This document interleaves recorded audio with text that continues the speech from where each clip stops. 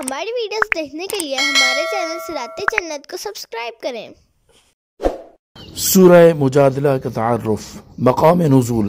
سورہ مجادلہ مدینہ منورہ میں نازل ہوئی۔ اس صورت میں 3 رکوع اور 22 آیتیں ہیں۔ مجادلہ نام رکھنے کی وجہ، بحث اور تکرار کرنے والی عورت کو عربی میں مجادلہ کہتے ہیں، اور اس صورت کی پہلی آیت میں حضرت خولہ رضی اللہ تعالی عنہ کی نبی کریم صلی اللہ تعالی علیہ وآلہ وسلم سے زہار کے مسئلے میں ہونے والی بحث کا ذکر ہے۔ اس مناسبت سے اس کا نام سورہ مجادلہ رکھا گیا۔ اس صورت کا مرکزی مضمون یہ ہے کہ اس میں زہار اور اس کے کفارے کے متعلق اور چند دیگر چیزوں کے بارے میں شرعی احکام بیان کیے گئے ہیں۔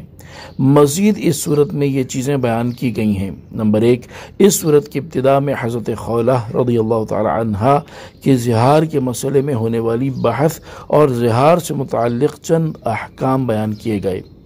نمبر 2، مجلس کے چند آداب بیان کیے گئے اور مسلمانوں کو اللہ تعالیٰ اور اس کے حبیب صلی اللہ تعالی علیہ وآلہ وسلم کے احکامات پر عمل کرنے کی ترغیب دی گئی ہے۔